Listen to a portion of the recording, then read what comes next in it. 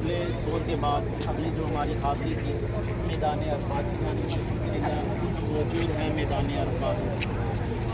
میدان عرفات کے بارے میں بتایا گیا کہ میدان عرفات ایک تو حج کا میدان ہے، اور میدان عرفات آنے والے وقت میں حشر کا میدان بھی یہی میدان ہے۔ میدان عرفات کے اندر دو زیارت ہے۔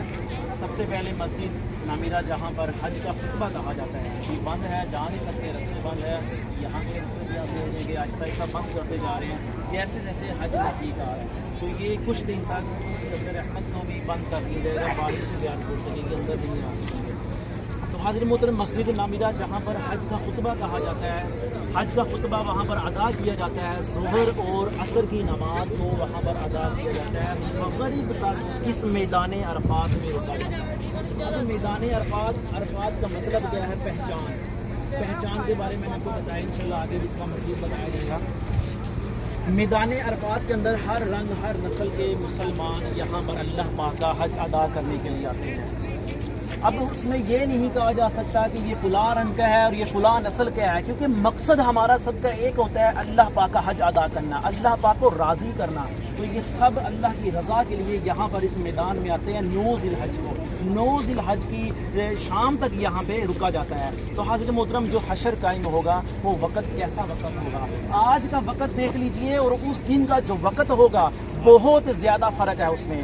آج یہ دھوپ دیکھیے، بہت دور ہے سورج، مگر ہمیں یہاں پہ کھڑا نہیں ہونے دے رہا، اتنی گرمی ہے، اتنی شدت ہے۔ مگر قیامت والے دن، حشر والے دن جب ہم یہاں پر کھڑے ہوں گے تو ننگے پاؤں کھڑے ہوں گے۔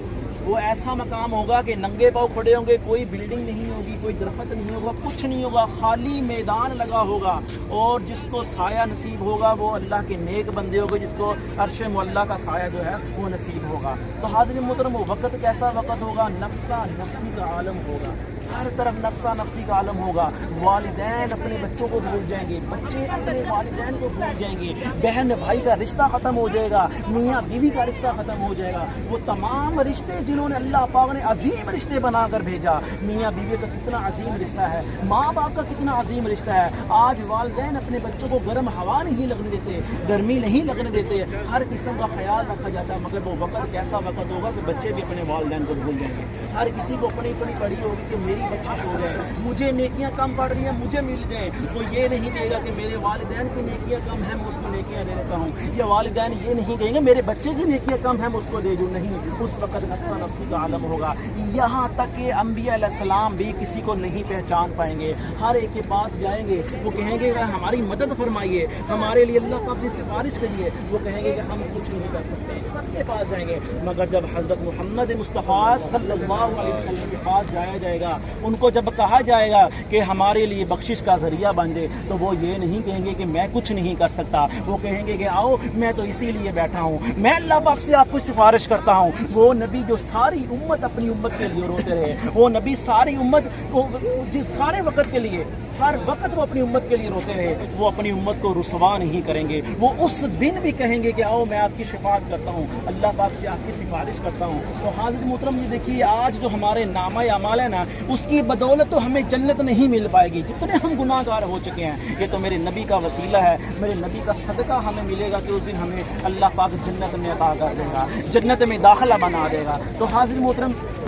حشر کا جو میدان ہوگا، حشر کا دن ہوگا، بہت مشکل ہوگا۔ اللہ پاک ہمیں آخرت کی تیاری نصیب فرمائے۔ ابھی ہمارا مقصد ہے میدان عرفات کے اندر 2 زیارتیں کرنے کا، ایک مسجد نامیرہ کا، دوسرا جبل رحمت۔ جبل رحمت آپ کی نظروں کے سامنے وہ پہاڑ ہے جس کو میرے نبی پاک نے کہا ھذا جبل رحمت، کہ یہ رحمت والا پہاڑ ہے۔ یہ رحمت والا پہاڑ کیوں بنا؟ میرے نبی پاک صلی اللہ علیہ وسلم نے حج کا خطبہ یہاں پر ارشاد فرمایا، حج کا وہ آخری خطبہ ارشاد فرمایا۔ ایک روایت میں آتا کہ اپنی اونٹنی قصبہ پر بیٹھ کر حج کا خطبہ ارشاد فرمایا، اس کے کچھ الفاظ میں بیان کرتا چلوں کہ کسی عربی کو عجمی پر، کسی عجمی کو عربی پر، کسی کالے کو گورے پر اور کسی گورے کو کالے پر کوئی فوقیت حاصل نہیں ہے، اگر ہے تو وہ تقویٰ اور پرہیزگاری پر ہے۔ کہا کہ جو عرب کے دوسرے جو کفار کے رسومات تھے ان کو آج میں نے ختم کر دیا ہے، آج کوئی کسی کو کالا یا برا کچھ بھی نہیں کہہ سکتا، سب رسومات کو میں نے کافروں کے رسومات کو ختم کر دیا ہے۔ حاضر محترم، اسی میدان عرفات کے اندر آخری قرآن پاک کی آیت بھی تھی جس کا مفہوم مفہوم یہ تھا جو آخری وہی نازل ہوئی تھی